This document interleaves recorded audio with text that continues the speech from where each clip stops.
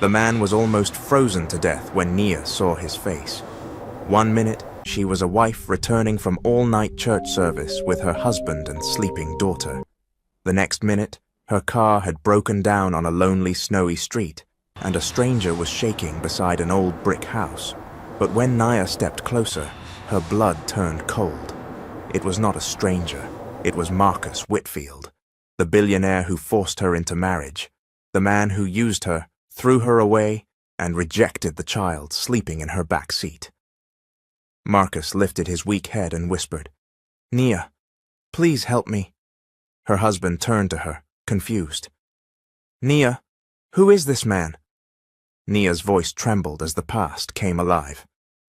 "This is my ex-husband," she said, "and he destroyed my life." The snow was falling hard over Atlanta that night.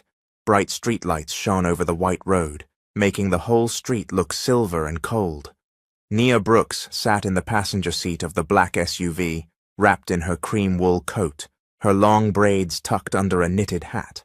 Her husband, Frederick "Fred" Brooks, a tall black American man with deep brown skin, a neat beard, and calm, serious eyes, drove carefully through the empty street. In the back seat, their daughter Aliyah slept with her little Bible pressed against her chest. They had just left an all-night church service. Nia was tired, but her heart felt peaceful. Then the car jerked. Fred frowned. The engine coughed once, then again. Then the whole SUV stopped in the middle of the road. "Oh no," Nia whispered. Fred turned the key. Nothing happened. Aliyah stirred in the back. "Mommy?" "It's okay, baby," Nia said softly. "Go back to sleep." Fred stepped out and lifted the hood. Cold air rushed into the car before he shut the door. Nia watched him through the windshield as steam rose from the engine. Then something moved near the corner of an old brick house. Nia leaned forward. At first, she thought it was a pile of old clothes, but then the shape shook. A hand moved. A man was curled against the wall, trembling in the snow. Nia's heart jumped. "Fred!" she called, stepping out. Fred turned. "What is it?" "There's somebody over there." Fred looked toward the corner. His face tightened. "Stay back, Nia. We don't know who that is." "But he's freezing." "And you're not walking up to a stranger on an empty street." Nia looked back at Aliyah, sleeping in the car. Then she looked at the man again. He was shaking so badly, his shoulders looked like they might break. "We just came from church," Nia said. "I can't leave him there." Fred exhaled and moved beside her. "Then I'm coming with you." Together they walked through the snow. The closer Nia got, the stranger the feeling in her chest became. The man had a torn black coat, wet shoes, an unkempt beard, and thick hair matted against his forehead. His lips trembled. His fingers were stiff from the cold. "Sir?" Nia called gently. "Can you hear me?" The man slowly lifted his head. Their eyes met. Nia stopped breathing. For one long second, the whole world went silent. The snow kept falling. Fred looked from Nia to the man. "Baby, what's wrong?" The man's eyes widened. His voice came out broken. "Nia!" Nia stepped back as if the name had slapped her. "No," she whispered. The man tried to rise, but his body failed him. He fell back against the wall, shaking. "Nia," he said again. "Please." Fred moved closer to his wife. "Who is this man?" Nia's face hardened, but her eyes filled with pain. "This is Marcus Whitfield," she said. Fred froze. "The billionaire Marcus Whitfield?" Nia nodded slowly. "My ex-husband." Marcus lowered his head like a man meeting judgment. Fred stared at him, stunned. Nia's voice dropped. "And this is the man who destroyed my life." Marcus looked up, tears mixing with snow on his face. "I'm sorry," he whispered, but Nia did not move, because before Mercy could speak, memory opened its door. Before Nia Brooks stood in the snow, facing the man who destroyed her life, she had been Nia Carter, a young woman with tired eyes, empty pockets, and a heart full of hope. 9 years earlier, Nia worked late nights at a small diner on the east side of Atlanta. She was not working for luxury. She was working to keep medicine beside her mother's bed. Her mother, Loretta Carter, was a gentle black woman in her late 50s, with warm eyes and a weak body that sickness had slowed down but never defeated. Loretta had raised Nia alone, and Nia loved her too much to let her suffer. That rainy night, Nia left the diner after midnight with leftover food in a paper bag and her shoes soaked from the storm. She pulled her thin coat tighter and whispered, "Lord, just get me home safe." But safety was not waiting for her. A black luxury car came speeding down the road, its headlights cutting through the rain. Nia stepped back from a puddle near the curb. The car swerved, tires screamed. Nia fell hard on the wet pavement. The car stopped inches away from her. The driver's door flew open. Marcus Whitfield stepped out, dressed in a sharp black suit, his expensive shoes splashing into the rain. Back then, he was the proud heir of Whitfield Global, one of the richest companies in the city. He did not ask if she was hurt. He looked angry. "Are you crazy?" Marcus shouted. "Do you know what you almost caused?" Nia held her ankle, pain shooting up her leg. "You were speeding." Marcus stared at her like she had offended him by breathing. "You people always have a plan," he snapped. "Throw yourself in front of a rich man's car, then cry for money." Nia's mouth fell open. "I did not throw myself anywhere. I was walking home." The front passenger door opened, and Marcus's driver rushed out with an umbrella. Calvin Reed was a quiet, middle-aged black man who had worked for the Whitfield family for years. He had kind eyes, but fear lived behind them because he knew Marcus's temper too well. "Sir," Calvin said carefully, "she looks hurt." Marcus glared at him. "I can see that."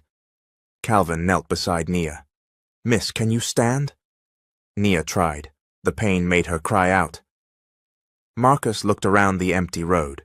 Then his expression changed, not with guilt, with worry, not worry for Nia, worry for his name. "If anybody sees this, they'll twist it," Marcus muttered. "Calvin, put her in the car." Nia shook her head. "No, just take me to a clinic." Marcus bent toward her. "You'll go where I say." "I don't know you." "And I don't trust you," he replied. Calvin looked sorry, but he helped Nia into the back seat. The car drove through tall iron gates 20 minutes later. Nia stared out the window. The Whitfield mansion rose before her like something from another world. Wide marble steps, tall glass doors, golden lights, a fountain in the center of the driveway. Everything was beautiful, but something about it felt cold. A maid opened the door. Then a woman appeared at the top of the staircase. Zora Whitfield, Marcus's mother. She was an elegant black woman in her 60s, dressed in silk, pearls, and pride. Her face was beautiful, but her eyes were sharp enough to cut. She looked at Nia's wet clothes, then at her injured ankle, then at Marcus. "What is this?" Zora asked. Marcus removed his coat. "An accident." Zora slowly walked down the stairs. Nia lowered her eyes. "Ma'am, I don't want trouble. I only need a doctor." Zora did not answer. She studied Nia like a piece on a chessboard. Then her lips curved into a cold smile. "No," Zora said softly. "You may be exactly what we need." Marcus frowned. "Mother, what are you talking about?" Zora turned to him. "Your father is dead. The board doubts you. They want a settled man before they make you president." Nia's stomach tightened. Zora looked back at her and smiled wider. "Marry the girl," she said. "Get the company, then throw her away." The following morning, after Zora's cruel words echoed through the mansion, Nia Carter woke up in a guest room that looked too beautiful for the nightmare she was trapped inside. Her ankle was wrapped. A tray of breakfast sat untouched beside the bed. Outside the tall windows, The rain had stopped, but Nia's heart was still shaking. She had heard everything. Marry the girl, get the company, then throw her away. Nia pushed herself up just as the door opened. Marcus entered first. Zora followed behind him like a queen entering court. Nia's voice trembled. I want to go home. Marcus folded his arms. That may not be possible. Nia stared at him. What does that mean? Zora sat gracefully in the chair near the bed. It means you are in a very delicate situation, child. I'm not your child, Nia said. Zora's smile disappeared. Marcus stepped closer. You caused an accident last night. Nia's eyes widened. You almost hit me. That is your version, Marcus said. My version is that a desperate woman stepped into the road to trap me for money. Nia's face went cold. You would lie like that? Marcus looked away for a second, but Zora answered for him. People believe power, not poverty. Nia swallowed hard. She thought of her mother at home, probably waiting by the window. Loretta needed medicine. She needed food. She needed her daughter. Nia tried to stand, but pain shot through her ankle. Please, she whispered. My mother is sick. She depends on me. Zora leaned forward. Then you should think carefully before refusing us. Marcus walked to the window. The board meets soon. They think I'm reckless. They want proof that I can lead the company with discipline. Nia shook her head. And you think marrying me will prove that? Zora laughed softly. It will look beautiful in the papers. A grieving son, a sudden love story, a humble woman by his side. The public will eat it up. Nia felt sick. I won't do it. Marcus turned sharply. Then I call the police. Nia froze. I will tell them you planned the accident, he said. I will say you tried to blackmail me. I will use every lawyer my family owns. Tears filled Nia's eyes. You don't even know me. I know enough, Marcus said coldly. Zora stood. Poor people do not have the luxury of pride. You can marry him quietly and leave later with something in your hand. Or you can go to jail and leave your sick mother alone. That broke Nia. Not because she was weak, because they had found the one place she could not defend. Her mother. What kind of people are you? Nia whispered. Zora smiled again. Successful ones. 2 days later, Calvin drove Nia to her house under Marcus's orders so she could collect clothes. Loretta cried when she saw her daughter limping. What happened to you? Nia hugged her mother tightly. Mama, I have to do something. I don't have a choice. Loretta pulled back. There is always a choice. Nia shook her head, crying. Not when rich people decide your life is theirs. The wedding happened 1 week later in a private courthouse. Nia wore a simple white dress Zora chose for her. Marcus wore a dark suit and a fake smile. Cameras flashed outside as reporters shouted questions. Mr. Whitfield, is this true love? Marcus wrapped an arm around Nia's waist. Yes, he said smoothly. She changed my life.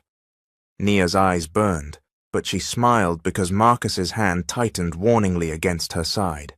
Later, inside the limousine, the smile vanished from his face. Do not embarrass me, he said. Do not ask questions. Do not pretend this is real. Nia stared out the window as the mansion gates opened before them. She had entered as an injured stranger. Now she returned as a wife. But deep in her spirit, Nia knew the truth. She had not entered a marriage. She had entered a cage. After Nia entered the Whitfield mansion as Marcus's wife, the whole city believed she had found a dream. But inside those tall gates, Nia lived inside a quiet punishment. The newspapers called her lucky. The servants called her Mrs. Whitfield. The board members smiled whenever Marcus brought her to public events. But Marcus never called her wife when they were alone. To him, she was a costume, a pretty story. A poor girl used to polish his damaged name. Every morning, Zora inspected Nia, like she was an employee. If Nia wore a dress, Zora said it looked cheap. If Nia sat quietly at dinner, Zora said she lacked class. If Nia tried to speak, Zora reminded her she was only in the house because the Whitfields allowed it. One evening, Nia stood near the grand dining table while Marcus and Zora discussed the company. "Tomorrow is the final board meeting," Zora said. "Do not let that girl ruin anything." Nia looked at Marcus. "That girl has a name." Zora turned slowly. "And that name only matters because it is attached to ours." Marcus did not defend her. He only adjusted his cufflinks and said, "Just smile tomorrow, Nia." The next morning, Nia wore a soft blue dress and stood beside Marcus in the shining boardroom of Whitfield Global. Around the long glass table sat powerful men and women who controlled millions. At the head was Chairman Robert Ellis, an older black businessman with silver hair and sharp eyes. He had been friends with Marcus's late father, but he did not trust Marcus easily. Chairman Ellis studied Nia, then Marcus. "Marriage does not make a man responsible," he said. Marcus smiled. "No, sir, but commitment changes a man." Nia felt his hand tighten around hers. She wanted to laugh. Commitment? He did not even speak to her unless cameras were present. But the board believed the performance. By sunset, Marcus Whitfield was voted president of Whitfield Global. Zora cried fake tears in front of reporters. Marcus kissed Nia's forehead for the cameras. The crowd clapped. That night, the mansion celebrated with champagne, music, and guests dressed in expensive clothes. Nia stood beside Marcus, smiling until her cheeks hurt. When the last guest left, the music stopped. So did the pretending. Marcus walked into the sitting room and threw a white envelope on the table. Nia looked at it. "What is this?" "Money," he said. "For what?" "For you to leave." Nia's breath caught. Zora entered behind him, holding a glass of wine. "Your service is complete." Nia stared at Marcus. "You promised this would be temporary, but I thought at least you had a heart." Marcus looked tired. "Don't make this emotional." "You used me," she whispered. Zora laughed. "And you benefited. You slept under our roof. You ate our food. You wore our name." Nia's eyes filled with tears. "I was kind to you, Marcus. I prayed for you after your father died. I tried to respect this marriage even though you made it ugly." For 1 second, Marcus looked ashamed. Then Zora snapped, "Marcus!" His face hardened again.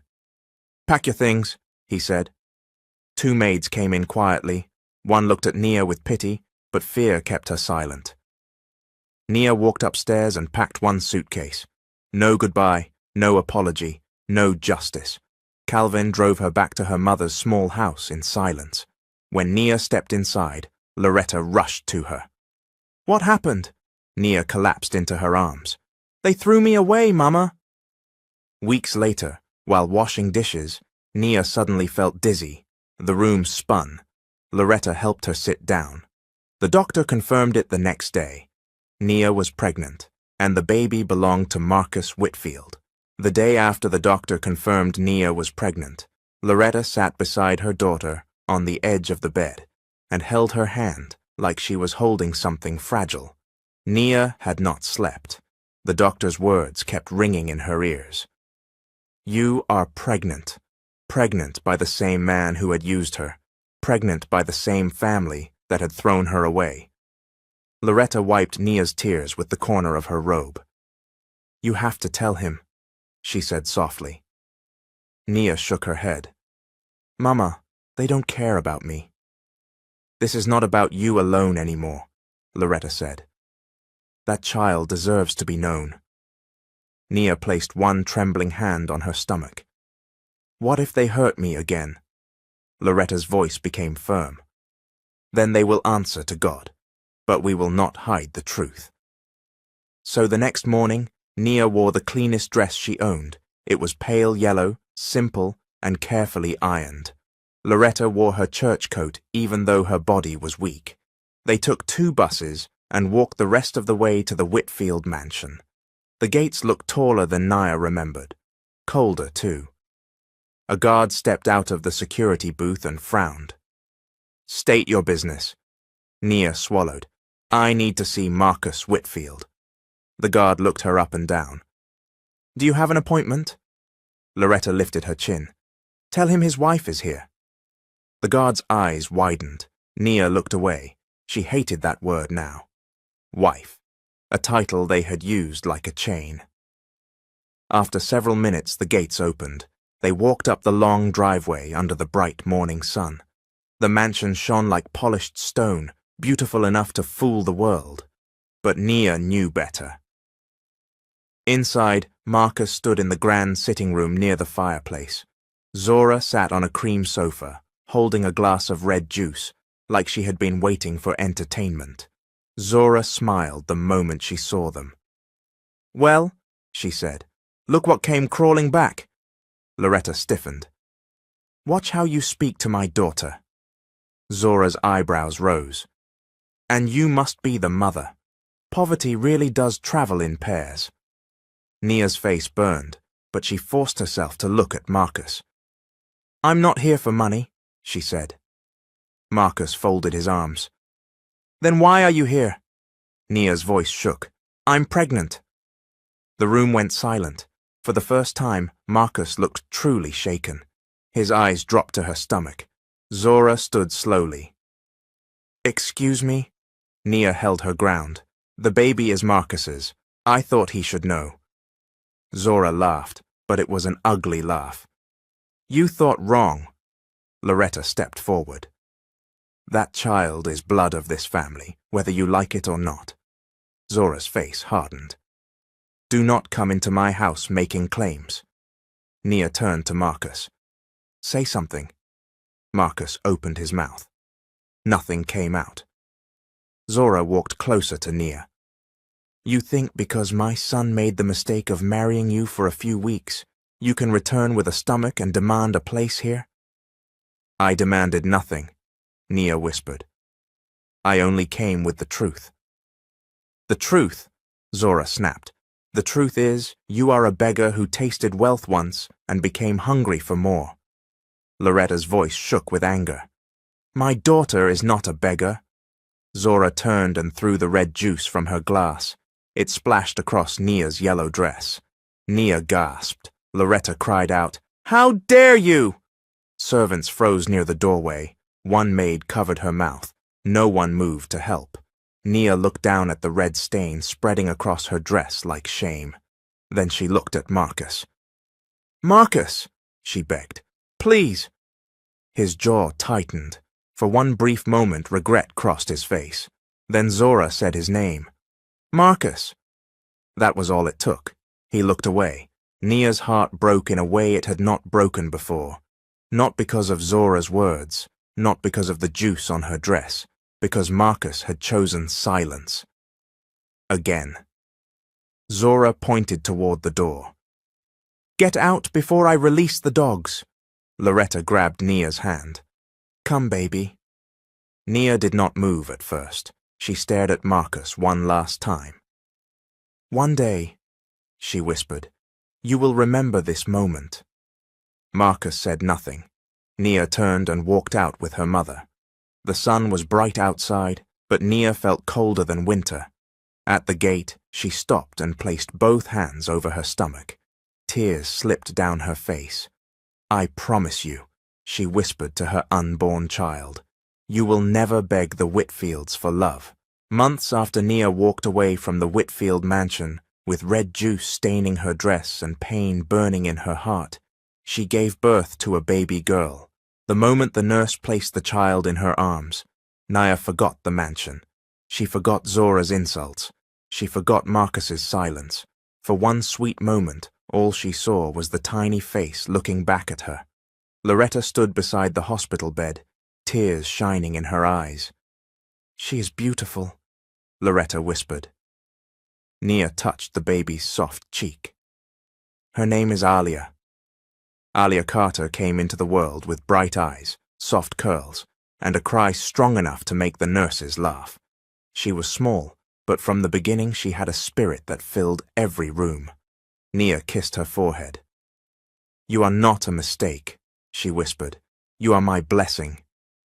But blessings still needed food, they still needed diapers, they still needed rent.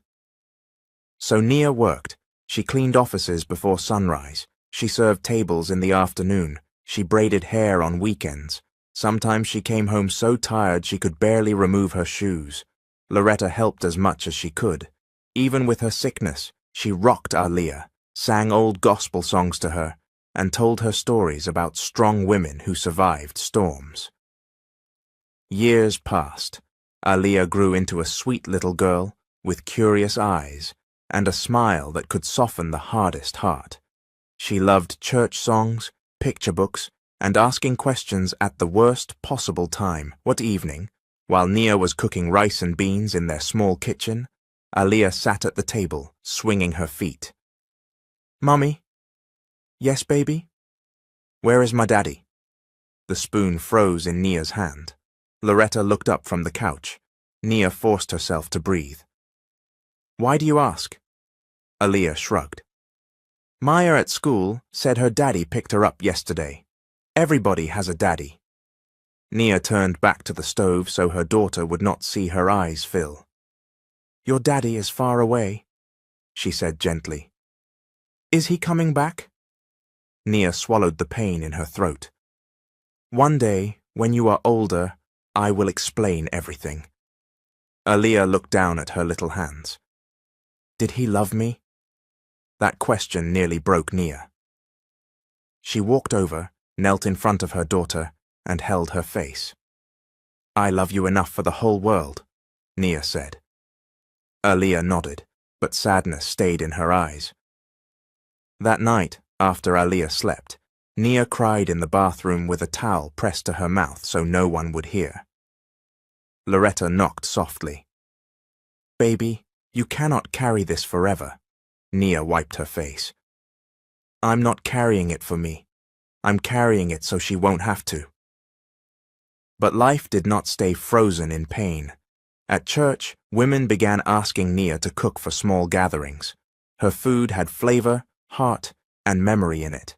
Soon, people were paying her for trays of chicken, rice, greens, cornbread, and peach cobbler. One woman pushed her harder than anyone. Tasha Green was Nia's best friend from church, a bold, cheerful black woman with short natural hair, bright lipstick, and a mouth that feared nobody. She had known hardship too, but she laughed like the devil had already lost. One Saturday morning, Tasha placed a stack of empty food containers on Nia's table. "You need to stop cooking like a helper and start cooking like a businesswoman," Tasha said. Nia laughed. "With what money?" "With faith, sense, and these two hands God gave you." Loretta smiled from the couch. "For once, Tasha is right." "For once?" Tasha gasped. "Mama Loretta, I am always right." For the first time in a long time, Nia laughed until tears came. With help from the church women, Nia opened a small food stall near the market.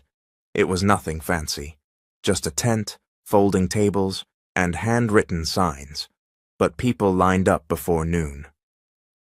One busy afternoon, Nia was wrapping plates when a familiar voice called her name. "Nia Carter?" She turned. A tall man stood near the fruit stand, staring at her like he had found something he lost years ago. It was Frederick Brooks, the childhood friend who had once helped her study when she almost dropped out of school. His face softened. "I've been looking for you for years," he said. Nia's heart began to pound. Fred stepped closer. "What happened to you?" After Fred asked Nia what had happened to her, she tried to smile like the question did not hurt. But Fred knew better. He had known Nia before pain made her careful. He had known her when she carried textbooks against her chest and dreamed about opening a business one day. He had known the girl who laughed easily. The woman standing before him now laughed like she first had to ask sorrow for permission. Nia looked at the food stall, then at the customers waiting nearby. "Fred, this is not the place." "Then tell me where," he said gently. That evening, after the stall closed, Fred walked Nia home. Loretta greeted him with surprise and joy because she remembered the boy who used to bring Nia school notes when she was too tired to study. Aaliyah peeked from behind her grandmother's skirt. Fred bent down and smiled. "And who are you?" "I'm Aaliyah," she said proudly. "I'm 5. Fred placed one hand over his heart. 5. That is a very powerful age." Aaliyah giggled.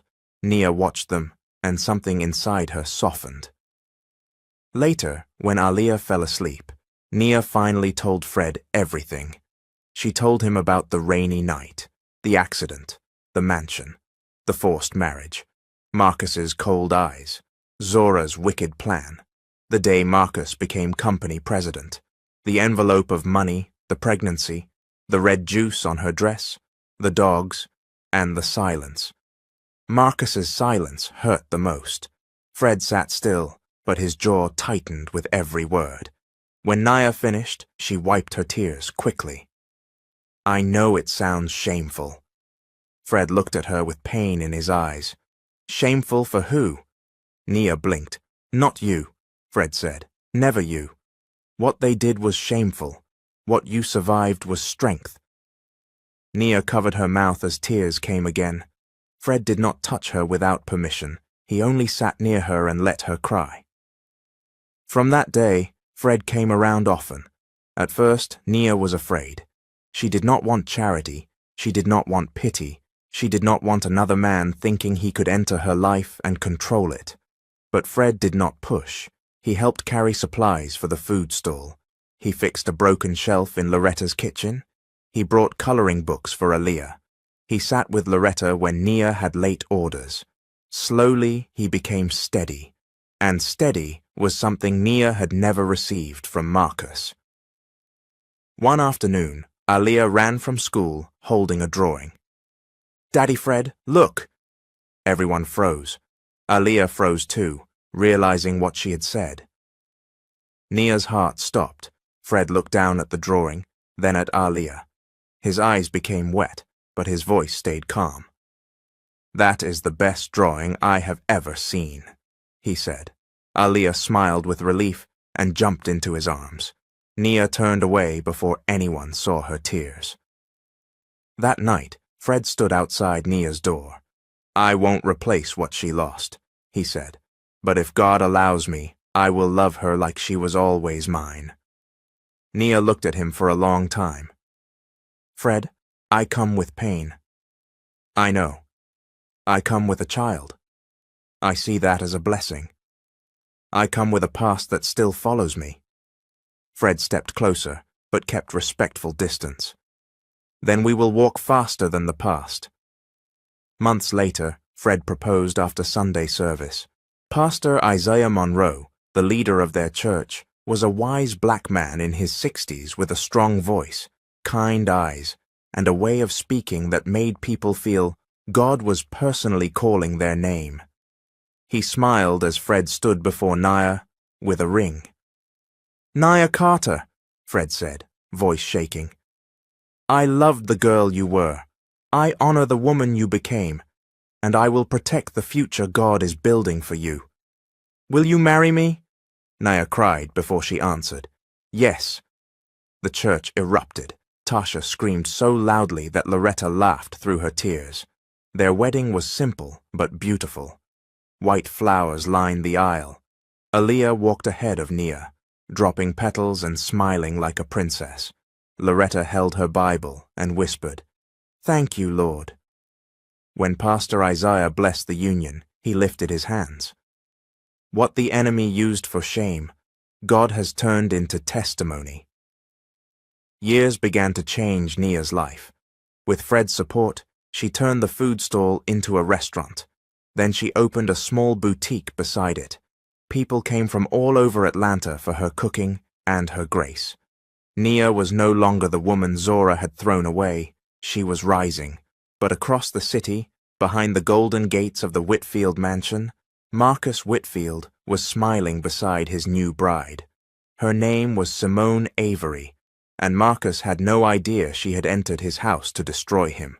While Nia was rising with Fred beside her, Marcus Whitfield was standing inside a ballroom, smiling like the world still belonged to him. The Whitfield mansion was filled with music, flowers, and powerful guests. Crystal lights shone over polished floors. Reporters waited outside the gates. Zora Whitfield moved through the crowd like royalty, greeting politicians, bankers, and business owners as if they all owed her respect. That night, Marcus introduced his new wife, Simone Avery. She was a beautiful black woman in her early 30s with smooth brown skin, calm eyes, and the kind of quiet confidence that made people listen when she spoke.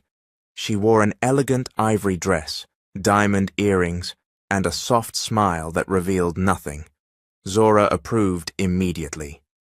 "Now this," Zora whispered to Marcus, "is the kind of woman who belongs beside a Whitfield." Marcus smiled proudly. "I told you she came from the right world." Simone heard them, but she kept smiling, because Simone Avery was not from the world Marcus imagined. She was not just a rich woman from Chicago. She was an undercover financial crimes investigator. For 3 years, federal agents had been watching Whitfield Global. Money had disappeared from charity accounts, public contracts had been inflated, empty companies had received millions.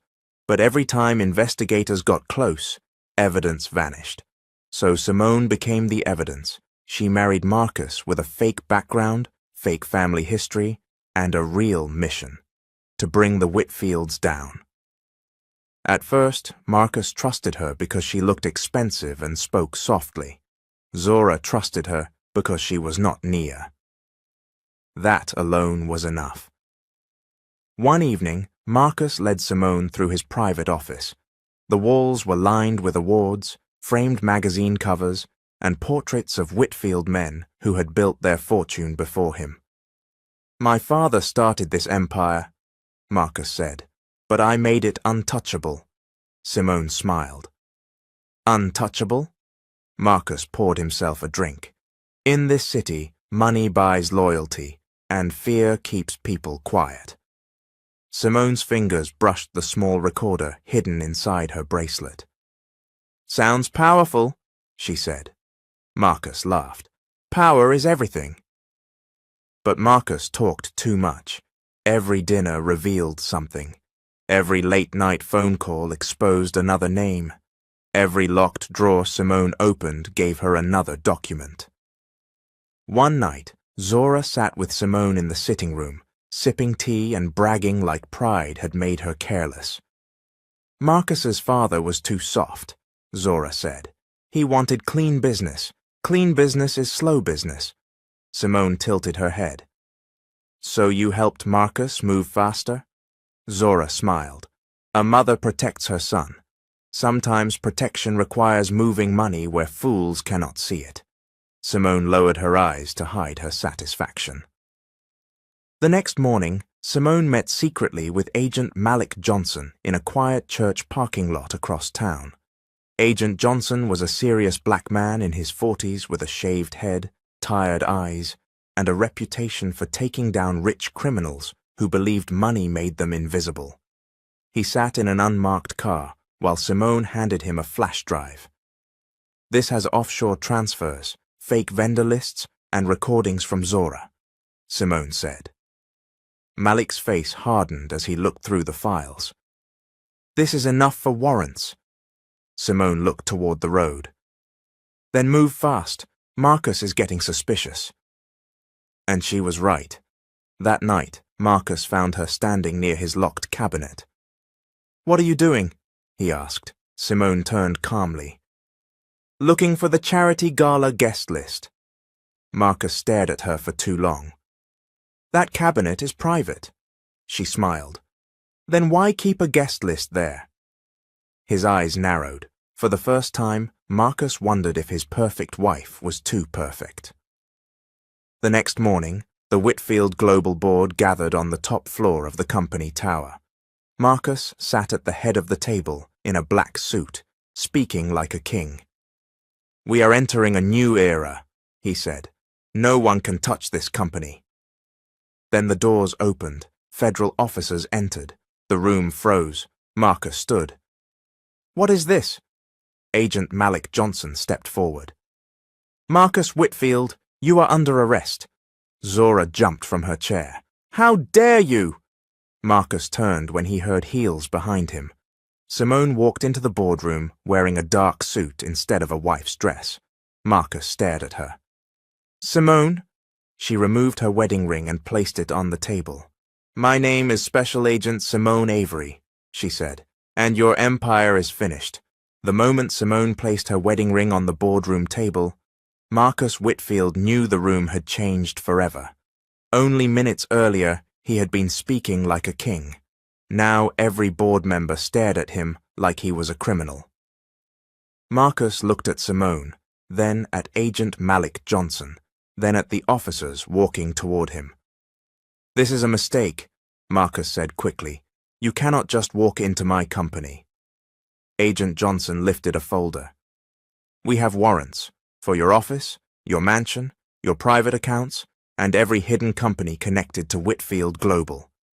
Zora's face twisted with rage. "This is a setup." Simone looked at her coldly. "No, Mrs. Whitfield, this is evidence." Marcus stepped toward Simone. "You lied to me."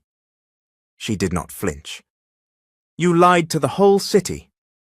Two officers grabbed Marcus's arms. "Get your hands off me," he shouted. The boardroom erupted. Some board members stood. Others backed away, like Marcus's shame might touch them. Chairman Robert Ellis, who had once doubted Marcus but still allowed him to lead, lowered his head in disappointment. "I warned your father," Chairman Ellis said quietly. "I warned him pride would destroy this family." Marcus struggled as the officers cuffed him. Zora rushed toward him. "Marcus, don't say a word. Our lawyers will handle this." But Agent Johnson turned to her. "Zora Whitfield, you are also under arrest." Zora froze. "For what?" she snapped. "Conspiracy, financial fraud, obstruction, and money laundering." For the first time in her life, Zora Whitfield looked afraid. By noon, news vans surrounded Whitfield Global. By evening, the whole city knew. The great Marcus Whitfield had fallen. Reporters shouted as officers led him out of the company building. "Mr. Whitfield, did you steal public funds?" "Mrs. Whitfield, did you help hide the money?" "Is Whitfield Global finished?" Marcus lowered his head, but cameras still caught everything. His expensive suit, his handcuffs, his shame.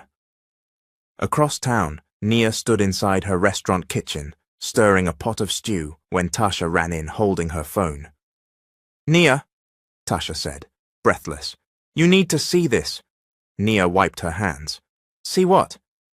Tasha turned the screen toward her. There he was, Marcus, being pushed into a police car.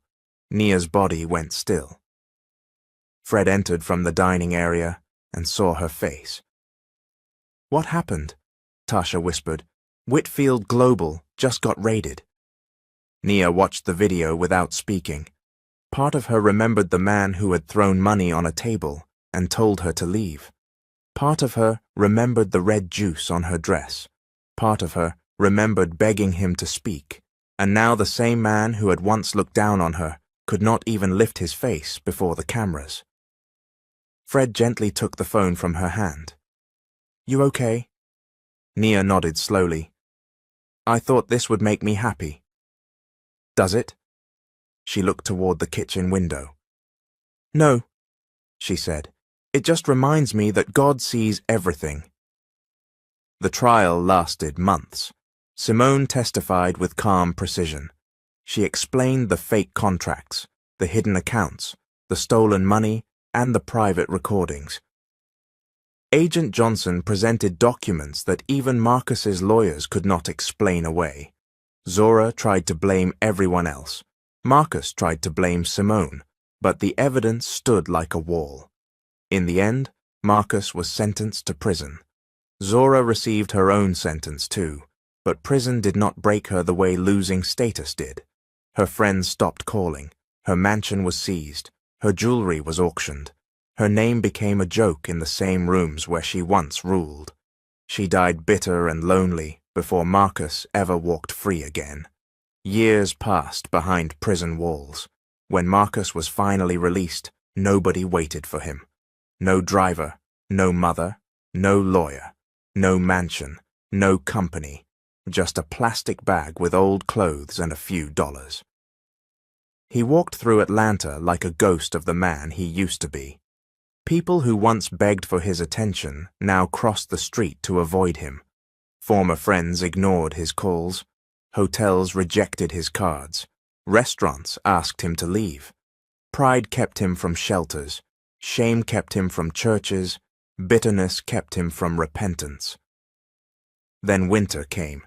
One freezing night, hungry and weak, Marcus curled beside an old brick house as snow covered his torn coat. He thought no one would notice him. Then headlights stopped in the road. A woman stepped out. Marcus lifted his head, and there stood Nia, the woman he had thrown away, the woman God had lifted up. Marcus's lips trembled. "Nia," he whispered. "Please help me." After Marcus lifted his head from the snow and begged Nia for help, the whole street seemed to hold its breath. Nia stood frozen. The wind pushed snow against her coat, but she barely felt it. All she could see was the man on the ground and the memories standing behind him like ghosts. Marcus in the mansion, Marcus looking away, Marcus letting Zora shame her, Marcus throwing her out like she had never mattered. Fred stepped beside her. "Nia," he said softly. She did not look at him. "He left me with nothing." "I know. He heard them threaten to release dogs on me and my mother." "I know. He rejected his own child before he even knew her name." Fred was quiet for a moment. Then he said, "But we cannot leave him here to die." Nia turned sharply. "So what do you want me to do? Smile and welcome him?" "No," Fred said. "Mercy does not mean blindness. It means we do what is right without pretending evil was not evil." Marcus coughed from the ground. His body shook so hard his teeth clicked together. "Nia," he whispered again. "Please." Nia closed her eyes. She remembered Pastor Isaiah's sermon from that same night. Never repay evil with evil, but never let mercy walk without wisdom. When she opened her eyes, tears were on her lashes. "Fred, call an ambulance." Marcus began to cry. "Thank you," he whispered. Nia's voice was cold. "Do not thank me yet." The ambulance arrived minutes later. Fred stayed with the broken SUV, while Nia followed behind in a rideshare to the clinic. She did not want to be alone with Marcus, not even in mercy. At the clinic, doctors treated him for exposure, hunger, and exhaustion. Marcus looked smaller under the hospital blankets. Without his suits, guards, cars, and money, he looked like any other man who had lost a war with life. But Nia knew better. A fallen snake was still a snake. The next morning, Fred met her outside the clinic with coffee in his hand and worry on his face. "Aaliyah is with Mama Loretta," he said. "She thinks we had car trouble and stayed with church friends." Nia nodded. "Good." Fred studied her. "You still don't want her to know?" "Not yet," Nia said. "If Marcus has changed, we will tell her carefully. But if he is still the same man, I will not let him walk into her heart and damage it." Fred agreed. "Then we protect her first." Because Marcus had nowhere to go, Pastor Isaiah helped arrange temporary shelter through Aunt Bernice. Aunt Bernice Walker was one of the oldest members of the church, a small but sharp-tongued black woman in her 70s who owned a clean guest house behind her home. She loved God deeply, but she did not trust foolishness. When Marcus arrived at her guest house, Aunt Bernice looked him up and down. "So you the famous Marcus Whitfield?" Marcus lowered his head. "I used to be." Aunt Bernice snorted. "Good. Maybe being used to be will teach you how to be human." Pastor Isaiah placed a hand on Marcus's shoulder. "Son, tears are easy," he said. "Changed behavior is the proof of repentance." Marcus nodded quickly. "I understand, Pastor. I have done terrible things. I just want a chance to make it right." Nia watched him from the doorway. His voice sounded humble, his face looked ashamed, but something in his eyes moved too fast. A week later, Fred offered Marcus work at Nia's restaurant as a kitchen assistant, not because they trusted him fully, but because Fred believed a man needed responsibility if he claimed he wanted change. Marcus accepted with both hands. "Thank you," he said. "I will not disappoint you." At first, he worked hard. He washed dishes, he chopped vegetables, he swept floors, he called Nia Mrs. Brooks, and called Fred Sir. Church members began whispering that prison had humbled him. Even Tasha admitted, maybe the man finally met Jesus for real. But Aunt Bernice was not convinced. One afternoon, she saw Marcus standing near the doorway of Nia's office, staring at Fred's framed family photo on the wall. In the photo, Nia smiled between Fred and Aaliyah. Marcus's face changed when he looked at it. It was not sorrow, it was envy. Aunt Bernice narrowed her eyes. "You lost something?" Marcus turned quickly. "No, ma'am, just admiring the family." "Admire from the kitchen," she said. Marcus forced a smile and walked away. But that night, while wiping down the counters, he looked through the dining room window and saw Fred helping Nia into their car. Fred kissed her forehead. Nia laughed softly. Marcus's hand tightened around the cleaning rag. "That life," he whispered, "should have been mine." In the weeks after Marcus whispered that Fred's life should have been his fake humility became harder to wear. At first, nobody noticed. He still arrived early at Nia's restaurant. He still washed dishes. He still greeted customers with a quiet smile. He still bowed his head when Pastor Isaiah prayed over the staff. But behind that calm face, envy was growing teeth. Every day, Marcus watched Nia move through the restaurant like a woman who had built herself from ashes. Customers hugged her. Workers respected her. Fred called her "my queen" without shame. Aaliyah's photo smiled from the office wall, and Marcus hated it. One afternoon, Aunt Bernice caught him standing too close to Nia's office again. "Marcus," she said sharply. He jumped and turned around. "Yes, ma'am?" "That kitchen sink moved into the office?" Marcus forced a laugh. "No, ma'am, I was just looking for the supply list." Aunt Bernice folded her arms. "Supply list is taped beside the freezer." "Oh, right, I forgot." "You forget too much for a man who remembers everybody's bank account used to have his name on it." His smile faded. Aunt Bernice stepped closer. "I see you." Marcus lowered his eyes. "I'm only trying to help." "Then help where your hands belong." He walked away, but his jaw tightened. Later that evening, Nia entered the pantry to check flour and sugar bags. Marcus followed her inside and closed the door halfway. Nia turned. "Why are you in here?" "I wanted to talk." "Then talk from the doorway." Marcus smiled sadly. "You still hate me." "I do not hate you," Nia said. "But I remember you." He stepped closer. "I was wrong, Nia. I know that now. But don't you ever wonder what life would have been if my mother had not poisoned everything?" Nia's eyes hardened. "Your mother did not force your mouth shut when I begged you to defend me." Marcus flinched. "You let her humiliate me," Nia continued. "You let her threaten my mother. You abandoned your child. Do not stand here and rewrite history." His face changed. For 1 second, the old Marcus looked out through the new one. "You think Fred is better than me?" Nia did not blink. Yes. Marcus stepped back like the word had cut him. If you ever disrespect my marriage again, Nia said, you will leave this place the same day. He lowered his head. I'm sorry. But he was not sorry. That night, Marcus waited until the restaurant closed. He watched Fred type his laptop password at the office desk. Then he pretended to mop near the doorway, repeating the numbers silently in his mind.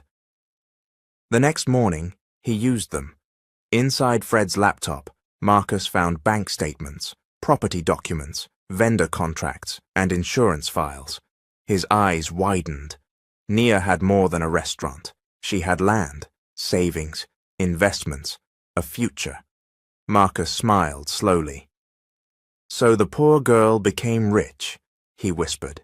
He began with small things, a fake vendor form, a changed payment account, a forged supply request. He thought he was careful, but Denise Holloway caught it.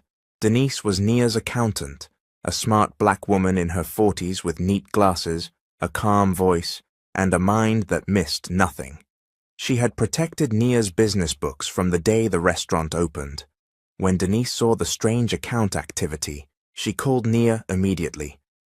Nia, somebody inside is trying to move money. Nia gripped the phone. Inside? Yes, and whoever it is knows Fred's login. Nia closed her eyes. She already knew. That evening, Nia told Fred everything. Pain crossed his face, but anger followed. I wanted him to change, Fred said. So did I, Nia replied, but wanting does not make it true. Fred looked toward the kitchen where Marcus was humming softly over a pot. Then we test him. The next day, Fred spoke loudly during lunch. Nia, maybe we should take that short trip next week, he said. Marcus can handle the kitchen for one night. I trust him. Marcus froze, then smiled. You do? Fred nodded. Everyone deserves a chance to prove themselves. Marcus lowered his head, pretending to be touched, but when no one was looking, his eyes shone with dark excitement. That night he stood alone over a dinner pot in Nia's kitchen. Then he pulled a hidden packet from his pocket and smiled.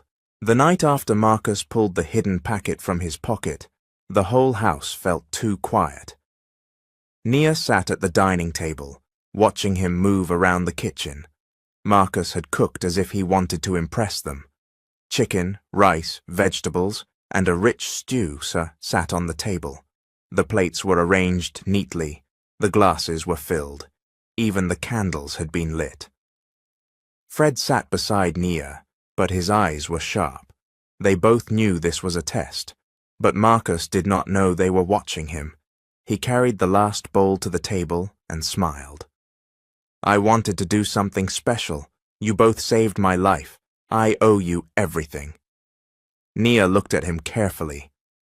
That is a big thing to say. Marcus placed one hand over his chest. I mean it. Fred reached for his fork. Then the doorbell rang. Everyone froze. Marcus's smile disappeared. The bell rang again, louder this time. Fred stood slowly and opened the door. Pastor Isaiah stood outside, breathing hard, his coat dusted with snow. Do not eat that food, he said. Nia rose from her chair. Marcus laughed, but his laugh came out broken. Pastor, what are you talking about? Pastor Isaiah stepped inside. The Lord woke me from sleep. I saw this table. I saw these plates. And I heard one warning. Do not let them eat. Fred turned toward Marcus. Nia's heart began to pound. Marcus shook his head. This is madness. I cooked this food with my own hands. Nia pushed one plate toward him. Then eat it. Marcus stared at the plate. The room became silent. Fred's voice was calm but dangerous. Eat it, Marcus. Marcus wiped sweat from his forehead. I am not hungry. Nia's eyes filled with hurt, but her voice stayed firm. You poisoned it. No! Marcus shouted. You are all against me. He stepped backward. Fred blocked the doorway. Pastor Isaiah lowered his head sadly. Son, God gave you mercy, and you used it for evil. Marcus's face twisted. Mercy? She took everything from me. Nia stared at him in disbelief. I saved you from freezing. You should have come back to me, Marcus shouted. That house, that husband, that life, it should have been mine. Fred took one step forward. No, it became mine because I loved what you threw away. Marcus lunged toward the side door, but Fred grabbed his arm. Nia called the police with shaking hands. When the officers arrived, Marcus was still crying, still begging, still blaming everyone but himself. The food was taken away and tested. The truth came back quickly. It had been poisoned. Marcus fell to his knees. Nia, please, he sobbed. One more chance. Nia looked down at him. For years she had feared this man's power. Then she had pitied his fall. Now she saw him clearly. You did not need another chance, she said. You needed a new heart. The police took him away. This time, Nia did not cry. Years passed. Peace returned slowly, but it returned. Nia and Fred renewed their vows in church. Aaliyah grew into a strong young woman, loved deeply by the father who raised her. Then one afternoon, a letter arrived from the prison hospital. Nia knew Marcus's handwriting before she finished opening it. Fred stood beside her as she read. Marcus was dying from a heart condition. His letter was weak, shaky, and full of regret. He confessed that he had destroyed Nia once, then tried to destroy her again after she showed him mercy.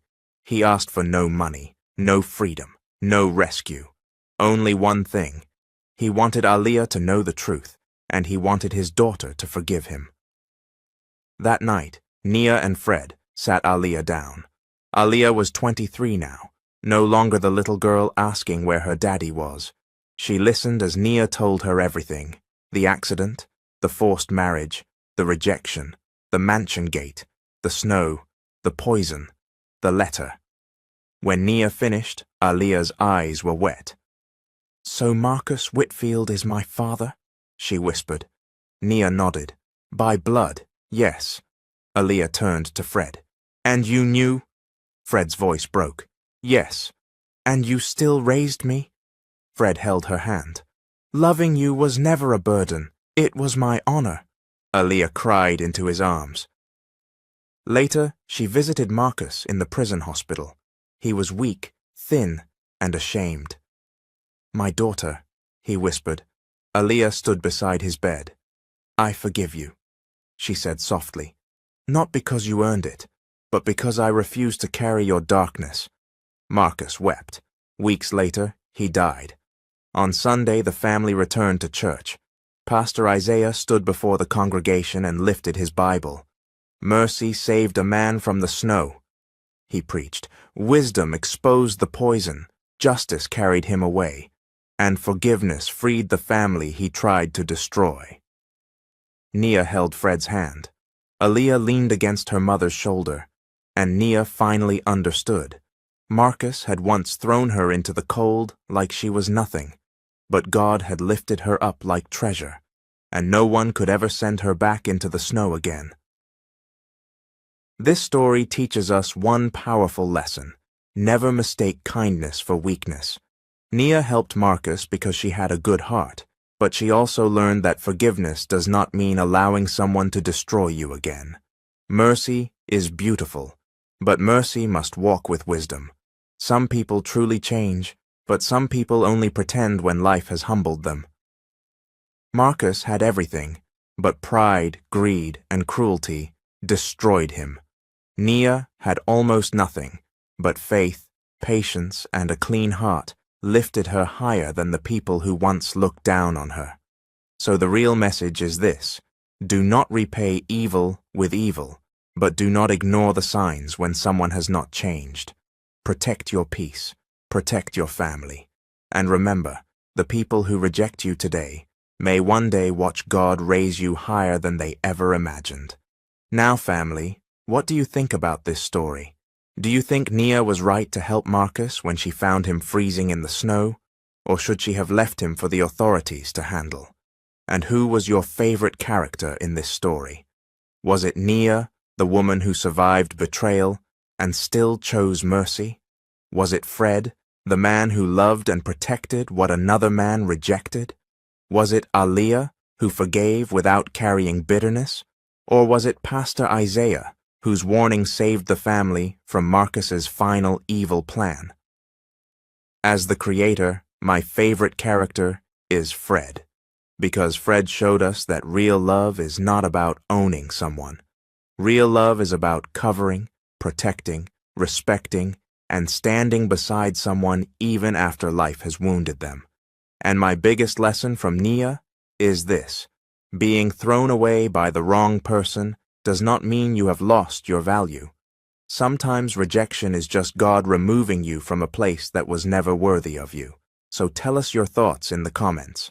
If you enjoyed this story and this is your first time on this channel, please don't forget to like, subscribe, and turn on the notification bell so you won't miss our next powerful family drama story. This is Mr. Hope, and we will see you in our next video.